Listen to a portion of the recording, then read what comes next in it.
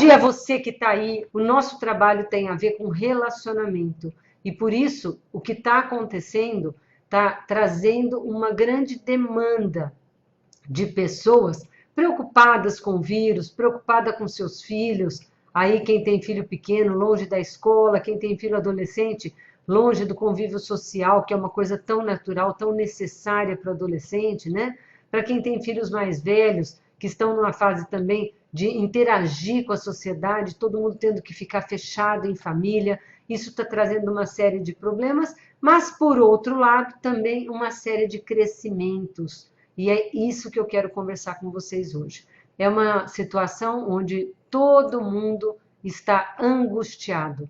Os primeiros dias desse confinamento, eles têm uma conotação meio que de férias, né? A gente sente que, ai, que gostoso, eu posso dormir até mais tarde, eu não preciso colocar o despertador. Para mim, uma das coisas mais gostosas está sendo essa, não colocar o despertador e me descobrir acordando espontaneamente no horário que eu sempre acordei, que é em torno das 6 horas da manhã. Eu digo que eu acordo com o sol. E às vezes eu acordo um pouco mais cedo, eu abro um olho só para ver se o sol já saiu. Porque eu adoro olhar para o céu, olhar para a janela. E eu tenho esse hábito, não por causa do coronavírus, mas eu sempre fiz isso. É uma coisa que eu aprendi quando criança com a minha avó e eu nunca deixei de fazer, que é abrir a janela e, antes de qualquer coisa, agradecer. Agradecer a minha vida, agradecer a minha saúde, agradecer a saúde dos meus queridos familiares, né, do meu marido, dos meus filhos, dos meus genros, não na forma de uma oração. Tem gente que faz isso na forma de uma oração, mas eu faço na forma de uma gratitude mesmo ao universo, tá? Existe aí um grande debate, né? Uma contradição entre o que o presidente do país está dizendo e o que o Ministério da Saúde, do próprio presidente, né? Engraçado que eles estão em desacordo entre eles mesmos, né? Estão seguindo aí a orientação da Organização Mundial de Saúde. Por que, nesse momento, seguir a orientação mundial de saúde? Né? Porque o problema é mundial e o que nós estamos passando começou em outros países. Então, por que não aprender com eles o que está funcionando? Né? Por que não aprender com eles como conter o vírus, se eles já passaram por isso, já fizeram experiências e estão colhendo os frutos disso? E parte dessa experiência é exatamente o confinamento, no sentido de impedir, nesse momento de crise maior, que o vírus se espalhe de uma forma mais rápida, né? Por quê? Não pela gravidade do vírus, que é sim um vírus grave, mas não talvez o vírus mais grave que já tenha assolado a nossa população mundial, mas sim o fato de o nosso serviço de saúde não é nacional, é mundial, não estar preparado para receber um número tão grande de pessoas.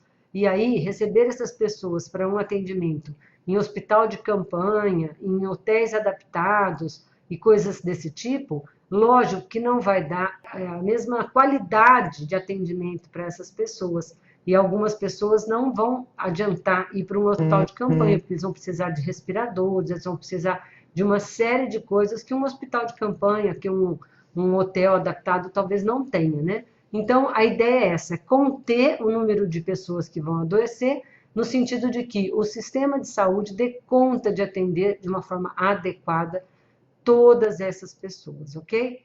Então, vamos lá. De onde vem essa primeira orientação de lavar as mãos para conter a disseminação do vírus? Talvez ninguém saiba, ou talvez alguns saibam, mas não todos, né? Quem foi o grande preceptor que teve a sacada, percebeu que lavar as mãos pode salvar vidas, porque diminui a contaminação. Essa pessoa foi Philip Semmelweis. Philip Semmelweis foi um médico húngaro que nasceu em 1818 e morreu em 1856, em 65, isso. Esse médico foi, na época, ele trabalhava num hospital em Viena, um hospital obstétrico. Então, eles faziam partos. E eu, como obstetra, eu ouvi essa história na minha faculdade e isso me marcou muito. Porque, naquela época, tinha esse hospital em Viena que tinha 2 alas hospitalares. tinha a ala que era cuidada pelos médicos residentes e a ala que era cuidada pelas freiras. E chegou uma hora que muitas mulheres morriam e ninguém sabia o que estava acontecendo para essas mulheres morrerem. E aí ele, Sander Weiss, começou a perceber que na ala dos médicos morria mais mulheres de febre puerperal. O que é febre puerperal? É uma infecção pós-parto que dá, causando febre, uma septicemia, uma infecção e morte dessa mulher, né? Então, estava morrendo mais gente na ala dos médicos do que na ala das enfermeiras. E por quê? Ele começou a pesquisar e chegou à conclusão de que os médicos faziam parto e depois do parto iam para a sala de necrópsia fazer a autópsia, a necrópsia desses corpos para saber do que elas tinham morrido. E depois que eles terminavam, eles enxugavam a mão assim no avental branco e iam fazer o próximo parto. Todo mundo pode falar, nossa, mas que horror! Acontece que naquela época, 1800 e pouco, as pessoas não tinham noção dos microelementos. A gente só conhecia o que era possível ver com o olho nu. A gente não sabia que existiam bactérias, vírus e microelementos. Então, Sander Weiss começou a introduzir a possibilidade dessas pessoas, médicos, quando saíam da necrópsia, higienizar, lavar as mãos antes de fazer o parto, tá? E que isso diminuiria o número de doenças. Chegou a acontecer uma situação em que as mulheres, quando chegavam na porta do hospital, perguntavam: quem está de plantão hoje? São as freiras ou os médicos? Quando elas ouviam que eram os médicos, elas voltavam para trás, ficavam na praça esperando virar o dia para as freiras assumirem, porque começou a rodar entre a população que quem tinha parto com os médicos morria, quem tinha com as freiras não morriam. E quando Sander Weiss descobriu isso, vocês pensam que ele foi extremamente aplaudido, lisonjeado e virou uma pessoa melhor do que os outros? Não, ele foi criticado, ele foi arrebentado, porque ele levantou uma suspeita de que a responsabilidade pelas mortes dessas mulheres estava realmente na atitude dos médicos. E com isso ele foi muito mal visto, chegou a ser preso, tá? E dizem a algumas pessoas que ele morreu na prisão depois de se cortar propositalmente e se infectar numa dessas feridas contaminadas para mostrar que aquilo se passava também de pessoa para pessoa, passava através da mão contaminada, dos equipamentos contaminados, mas demorou anos e anos e anos até que alguém reconhecesse ele, e tem uma cidade hoje que tem um hospital com o nome dele, e eles falam que esse hospital, ele salvou muitas vidas, né? Então eles falam que esse hospital acabou tendo um nome, que é o Salvador das Mulheres, tá? Então isso aí é a história de onde veio lavar as mãos para evitar a infecção. Olha só, hein? 200 anos atrás. Então, vamos aí trabalhar dentro disso, em respeito até a essa pessoa que deu a vida, para descobrir apenas que lavar as mãos pode diminuir a contaminação do vírus entre as pessoas, ok? Então, agora vamos falar também de uma outra coisa, que é o que fazer em tempos de reclusão, né? Vocês sabiam que no começo a gente se sente meio de férias, né? Acorda sem pressa, tem tempo de assistir uma televisão. Eu que não cozinhava em casa, hoje estou fazendo comida para o Fernando, então estou podendo cozinhar em casa. Ele está adorando isso, como outras pessoas também devem estar adorando ter a mãe cozinhando em casa, a esposa cozinhando em casa, e às vezes nem sempre essa esposa está fazendo isso com tanta felicidade, com tanta alegria. Mas eu acredito que nos primeiros dias todo mundo gostou da ideia de ter esse slowdown, né? De ter essa possibilidade de fazer aí um tempo sabático, um mês sabático, um semestre sabático, não sabemos ainda. E vamos aí ter paciência de esperar os governantes e os pesquisadores dizerem para a gente quanto tempo essa situação vai durar, né? E confiar aí na decisão que está havendo não o bem de uma ou duas empresas, mas o bem geral da população, né? E respeitar essa decisão deles, e daqui a pouco tudo isso vai passar. Então, vamos falar agora do que acontece com o tempo, depois de algum tempo de reclusão, né? começa a aparecer um sentimento de que estamos muito sós, né? E aí todo mundo está fazendo uma coisa que é interação pelas redes sociais, né? E isso, antes dessa crise, eu já criticava o excesso de relacionamento através da internet, né? Sem um toque, sem aquele calor humano, sem o olhos nos olhos. Agora é uma necessidade, né? Mas isso acaba viciando as pessoas no tal do teclado, né? Tem gente até ficando assim, olha, com problema de coluna, criando um calombo aqui na cervical, porque fica tempo demais olhando para baixo. As pessoas não estão olhando para o céu, não estão olhando para a copa das árvores, né? Não estão olhando para suas próprias vidas, elas estão olhando para as vidas das outras pessoas pela internet. Então eu vou fazer para vocês uma chamada de reflexão, né? Falando da solidão. Então é o seguinte, a solidão é uma oportunidade para a gente encontrar uma coisa chamada solitude.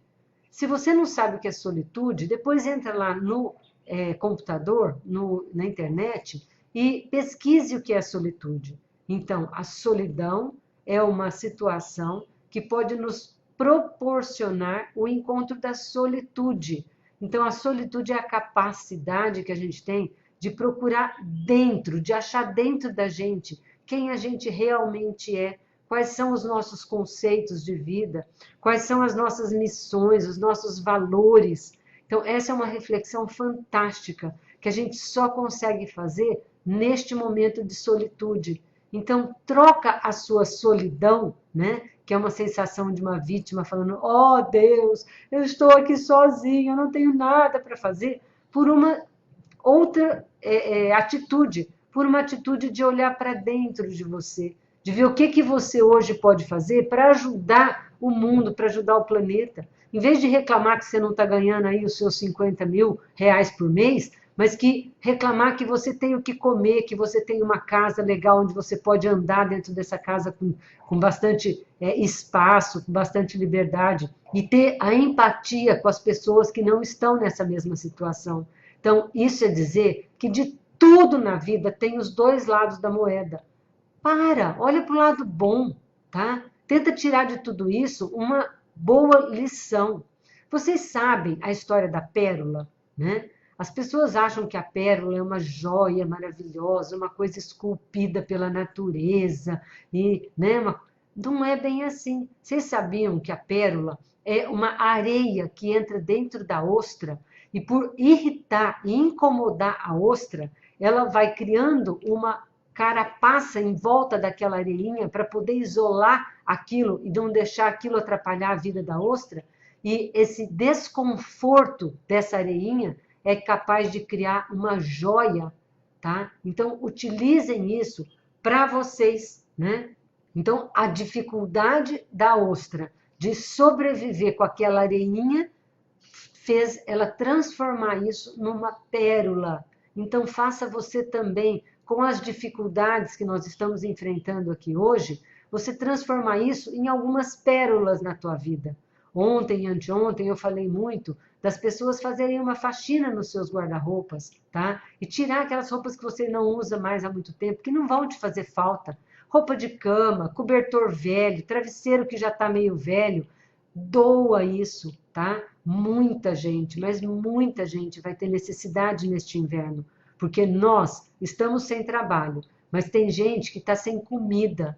E se está sem comida, não vai ter dinheiro para comprar um agasalho, não vai ter dinheiro para comprar um cobertor, né? Então façam isso, estimulem os seus filhos, as crianças, os adolescentes, a ter essa empatia com as pessoas que têm menos do que nós, tá? Então vai lá, faz isso, ensina teus filhos, posta isso na rede, faz um filminho dos seus filhos, tirando as roupas que eles vão poder doar, um sapato velho que não serve mais, tá? Isso é super legal. Isso aí é mostrar para todos que nós todos somos irmãos e todos estamos lutando por um bem comum, né, contra um inimigo comum. Nós estamos de mãos dadas nesse momento. E isso é lindo, gente. É lindo, é muito melhor do que a gente estar unido num país contra outro país no meio de uma guerra, tá? Então leva isso em consideração, tá bom? E aí eu vou sugerir que vocês aproveitem esse momento para fazer coisas que vocês nunca fariam no dia a dia, tá?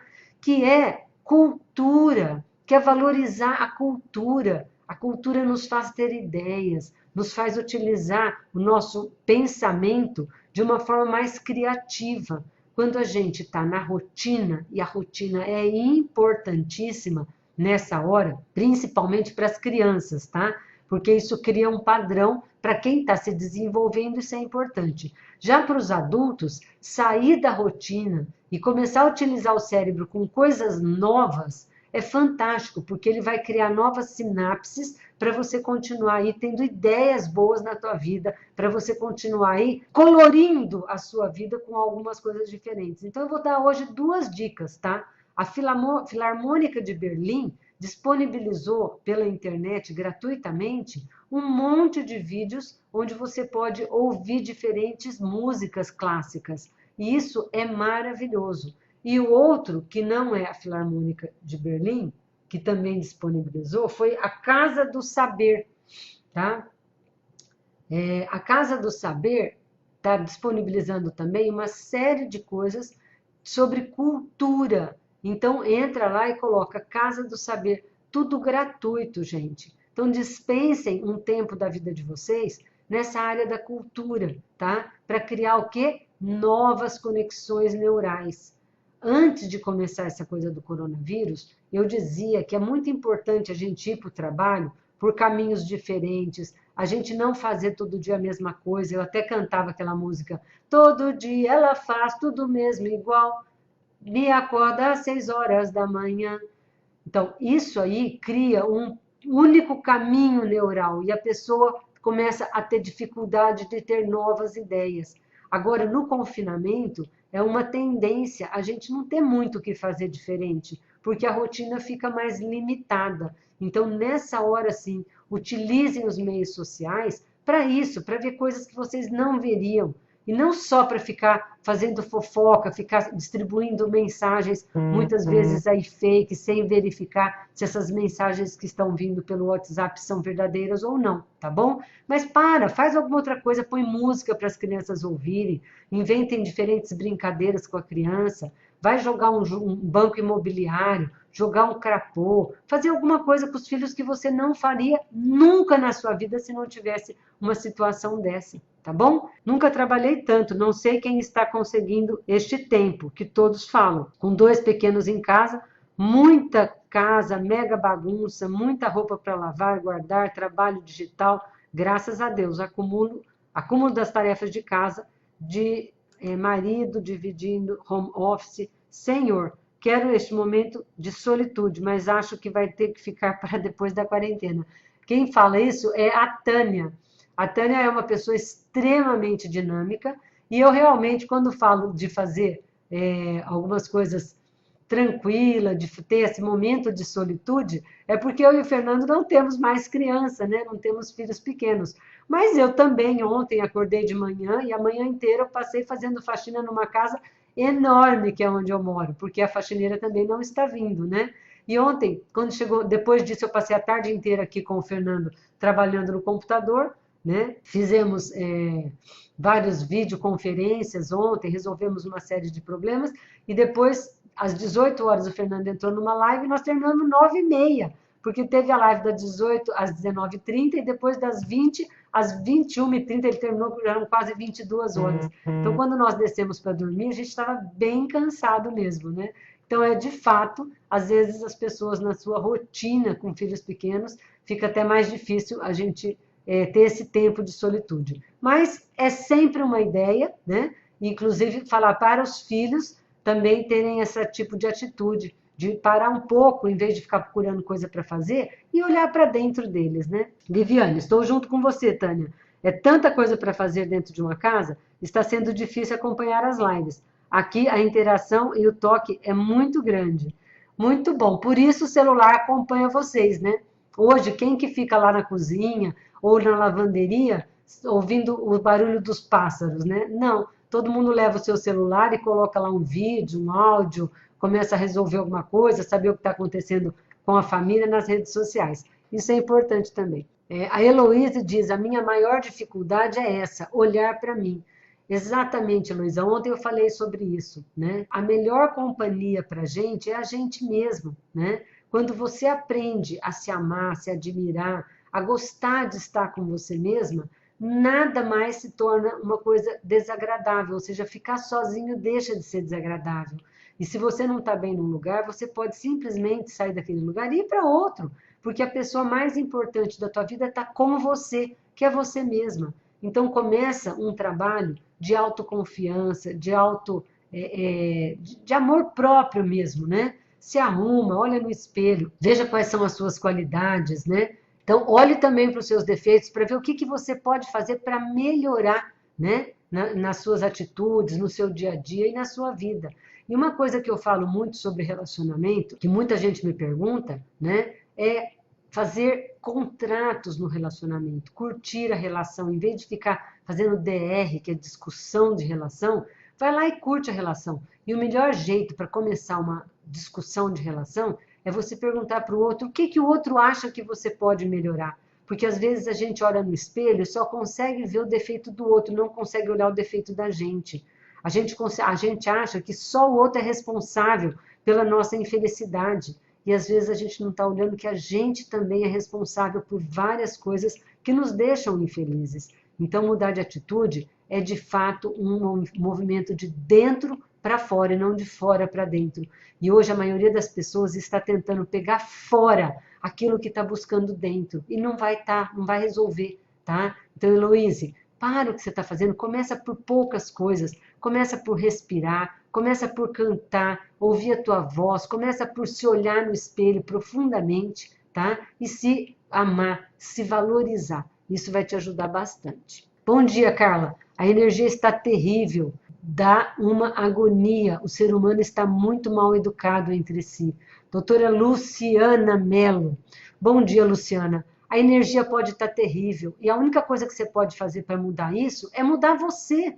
A gente não tem capacidade de mudar o outro, a gente só pode mudar a gente. E a sua atitude, a tua mudança, o teu olhar diferente para tudo isso pode mudar a experiência do outro, tá? Existe um experimento, né, que é do Heisenberg, que diz que o olhar do observador muda totalmente a experiência. Isso é da física quântica, tá? Por isso eu falei para vocês esses dias, abre a janela, olha para o universo e manda uma energia boa para esse universo. Olha para as pessoas que você conhece, ou quando você está fazendo algum vídeo na internet, e olha com esse olhar, um olhar de quem está emanando uma esperança, e não de ficar só nessa agonia, nesse desespero, o que será que vai acontecer? Se todo mundo olhar para o lado bom do que está acontecendo, a energia positiva vai ajudar tudo isso a acabar mais rápido. Agora, imagina o mundo, o planeta inteiro, olhando com um olhar ruim, com um olhar de agonia, com um olhar de depressão para tudo isso que está acontecendo. Aí a energia depressiva vai tomar conta de todo mundo, tá? Ana Paula Fiore, bom dia. Como minha casa está em reforma e eu estou gestante de quarentena na casa dos meus pais, tem uma semana. Socorro, Jesus, minha mãe quer tudo do jeito dela. Tem dica para essa volta forçada para a família de origem? Ana Paula, tenho sim. Seja adulta, tá? Se você voltar como filha, você vai voltar menor e a sua mãe maior. E nesse caso, ela manda na casa. Você precisa sentar com a tua mãe num papo tranquilo e dizer para ela, mãe, quem voltou não foi a tua filha, e você hoje não é a mãe e eu sou a filha, tá? Quem voltou é uma mulher adulta como você, grávida, que também tem casa, que também sabe como cuidar de uma casa, que também tem características pessoais. Então, se você me autorizou passar esse tempo na tua casa, vamos fazer o seguinte, você vai cuidar do teu espaço como você deseja, e eu vou cuidar do meu espaço como eu desejo. Nós somos diferentes, e eu gostaria que você me respeitasse nessa fase da minha gestação e agradecer a sua mãe por estar te acolhendo. Mas vocês duas, como duas adultas, vão poder conseguir conciliar formas de viver diferentes no mesmo ambiente, ok? E aí dentro do teu quarto, dentro do lugar onde você está convivendo, onde você está ficando mais tempo, você impõe as suas regras e ela impõe as regras dela dentro do resto do lugar dela, tá bom? Então, deixa isso claro com ela, sai do lugar de filha e vem para o lugar de uma igual para igual. Tá? Um dia tua mãe esteve grávida de você, hoje você está grávida do seu filho. São duas mulheres adultas com capacidade de maternagem, tá bom? Isso vai te ajudar bastante. Mas com certeza, o convívio com os pais depois que a gente sai de casa e volta, sempre é estressante. Mas nada que uma boa conversa não resolva, tá? Faça contratos com a sua mãe, não deixe o dito pelo não dito. Pensa, você sai da casa dos seus pais, gostando de algumas coisas, achando outras normais e detestando outras. Quando você encontra um parceiro de vida e casa com ele, ele também saiu da casa dos pais dele com essa mesma situação. E vocês dois vão ter que aprender a conviver juntos, não é? Vai ser tudo igual do jeito que você quer. Não, vocês vão ter que achar um meio termo. É a mesma situação. Basta fazer bons contratos, diálogo, tá? Viviane Gomes, doutora, fala mais do amor próprio. Tem exercícios práticos? Conheço uma pessoa que sofre muito, porque ela só olha para o marido e o sentimento dela é baseado nas ações dele. Como ela pode olhar para ela? Olha, isso é uma coisa muito ruim para um relacionamento, tá? Quando a pessoa não tem opinião própria, a pessoa não se ama. Eu costumo dizer o seguinte, ninguém vai te amar mais do que você mesmo se ama. Ninguém vai te respeitar mais do que você mesmo se respeita, tá? Então você precisa começar a fazer um trabalho interno, você, a sua amiga, todos vocês que estão aqui me ouvindo, né? E como fazer isso? Com as pequenas coisas, tá? Faça uma lista das suas qualidades e uma lista dos seus defeitos, tá? E você depois pode dizer o que você pode fazer que favorece as suas capacidades, as suas qualidades, e o que você faz que desfavorece, né, essas qualidades. Então, é um exercício sistêmico que você faz uma reflexão.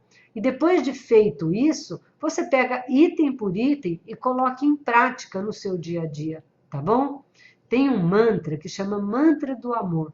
E esse mantra todo mundo devia ouvir pelo menos uma vez por mês, para dizer para si mesma, eu te amo, eu te amo, eu te amo do jeito que você é. Eu te amo pelo que você é, eu te amo pelo que você faz, eu te amo pelas suas escolhas. Isso para a gente mesmo, tá? O dia que você enche o teu coração deste amor, você está pronta para compartilhar com o outro o amor. Porque ninguém suporta estar do lado de uma pessoa que está o tempo todo pedindo amor, né? Que está querendo que o outro complete aquilo que está faltando dentro de mim. O gostoso do relacionamento é quando os dois estão plenos e eles podem compartilhar do excesso de amor, dessa plenitude de amor. Isso faz, sim, um relacionamento delicioso, tá? E outra coisa, eu trabalho com relacionamento humano, com casais, e é horrível. Todo mundo que eu pergunto fala o tanto que é horrível. Quando você não tem opinião própria. Quando você sai para jantar e o cara fala, onde você quer jantar? Ah, pode ser em qualquer lugar. O que você quer comer? Qualquer coisa, entendeu? Isso faz você virar um trapo de gente. E ninguém quer sair para jantar com um trapo de gente. A pessoa quer sair para jantar com alguém que vai discutir com ela o que ela pensa, eles vão crescer os dois como pessoa.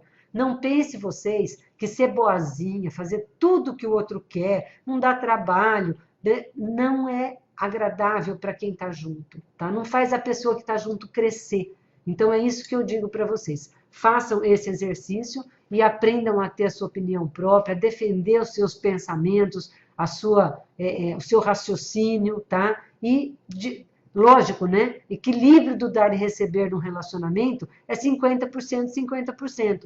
Um dia eu decido onde comer e o que comer, no outro dia ele decide o que comer e onde comer, sem problema nenhum, que fique uma coisa equilibrada, tá bom? Carla, vejo as pessoas reclamando de não darem conta dos seus filhos. Será que estão tendo filhos por cobrança da família?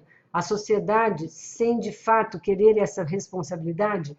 Lisane, ter filhos é uma consequência natural da vida, né? A gente recebe todo o amor da nossa família, dos nossos ancestrais, a gente fica pleno daquilo, a gente utiliza aquilo para a gente crescer, ser profissional, encontrar um parceiro, e dessa parceria, ele trazendo o amor da família dele, você trazendo o amor da tua família, chega uma hora que gerar filhos é uma consequência para a gente poder fazer com que o amor da família passe através dos filhos para as próximas gerações.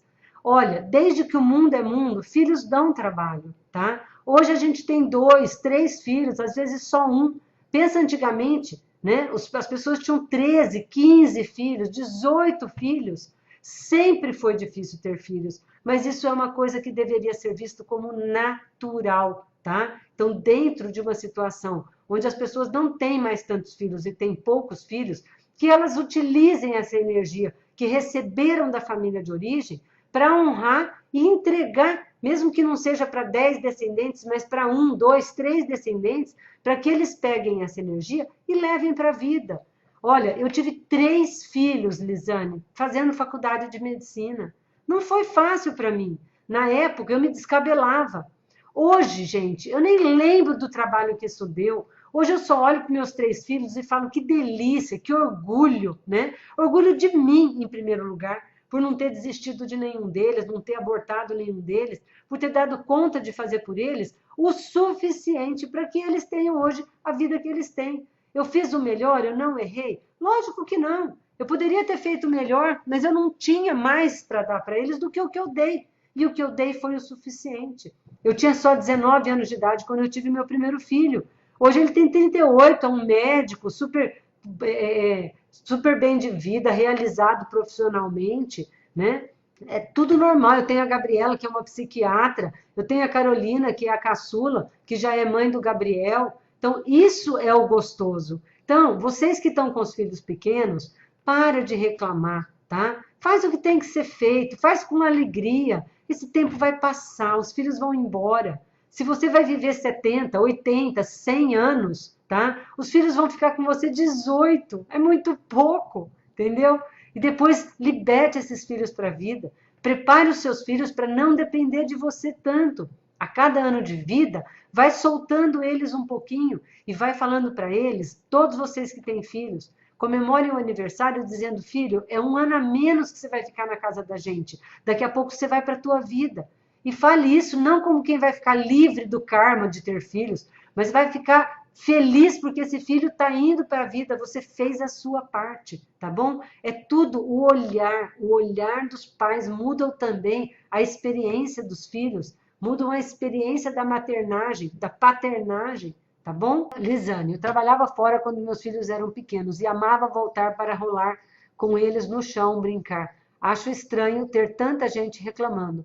Com certeza, Lisane, eu também tinha uma dificuldade grande, porque eu tinha que passar o dia inteiro fora. E quando eu voltava, era uma delícia estar com os filhos. Mas o reclamando dessas pessoas não é um reclamando ruim. Eles também devem gostar de rolar no chão com os filhos. Mas é aquela coisa do dia a dia, da prática, da rotina, né? Da falta de tempo para a gente mesmo quando a gente tem filhos. E as pessoas, principalmente as mulheres, têm uma tendência a priorizar, tá? Tem uma tendência a priorizar o outro e não a gente mesmo.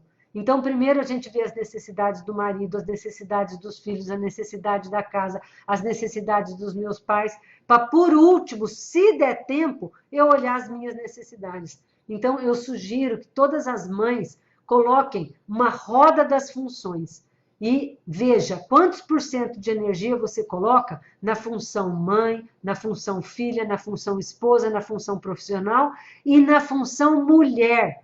E se você perceber que você não está tendo tempo de colocar energia na função mulher, que é cuidar de você mesma, vai lá e tira um pouquinho de cada uma das outras e joga na função mulher. A mulher deveria ser o grande guarda-chuva para suportar todas essas funções. A dificuldade da gente ser mãe e ficar reclamando é quando não tem a mulher como um grande guarda-chuva, tá? E a mãe fica o grande guarda-chuva.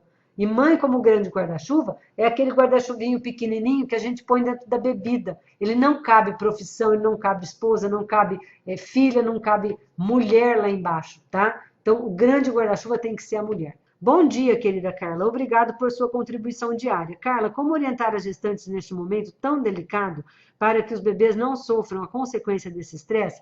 Airan, conversando com esse bebê. Muita gente esquece que o bebê já existe, ele só não nasceu, mas ele já existe, já sente, já escuta, já interage. Então, todo o estresse que você está vivendo, ele está vivendo junto. Então, é só você colocar a mão na barriga e conversar diariamente com essa criança. De dizer, querido, tudo isso vai passar. Que bom que você está dentro do útero da mamãe, que aqui dentro do útero está tudo protegido, tá? Eu estou me cuidando para que você não tenha nenhum risco de se contaminar com a doença. Não sei se você sabe, mas já tem casos do coronavírus transmitido de mãe para filho intraútero. Tem criança nascendo com coronavírus positivo de mãe que se contaminou. Tá? Então, principalmente as gestantes precisam respeitar essa quarentena e ficarem reclusas em casa para proteger o bebê, porque a gente não sabe o que esse vírus pode causar no bebê. Algum problema respiratório, nascer com uma fibrose de pulmão. Então, faça isso. Preocupação excessiva não vai ajudar teu filho, tá? Se ele tivesse aqui e precisasse de alguma coisa, e tivesse com medo do escuro, qual que é a função dos pais? Ficar com medo junto ou sentar para os filhos e dizer, não precisa ter medo, o escuro é apenas porque o sol se pôs e agora está na hora da gente dormir, fechar o olhinho e descansar o cérebro da gente. Simples assim. Então, são os pais que devem dar tranquilidade para os filhos e não o contrário, tá bom? Então, a dica é essa. Mais uma coisa, respiração adequada, porque como o oxigênio vai chegar no bebê, uma alimentação bem saudável, tá? Evitar bebida alcoólica, proibido bebida alcoólica e cigarro durante a gravidez, é uma maldade com a criança, tá? Então, que vocês façam isso, que você tenha momentos de uma respiração adequada, alimentação adequada e atividade física, fazer alongamento, fazer ginástica mesmo, fazer um pouco de agachamento, dançar para o bebê dentro do útero é uma delícia, faz a criança ficar feliz. Ela nasce uma criança com um astral melhor do que aquela que a mãe nunca dançou durante a gravidez. Então, tá aí as 3 dicas, tá bom? Mesmo quem fica em casa, não deixem de se arrumar, não deixem de tomar teu banho, passar um batom, arrumar o cabelo. Não é porque está em casa que você tem que sair da tua rotina, tá? Aproveita, se cuida, namora, conversa, faz coisa engraçada, ouçam música, olhem na janela, agradeçam a sua vida, tá bom? Essa é a minha dica de hoje. Então, te vejo amanhã às 9 horas, tá? Um beijo para vocês. Tchau!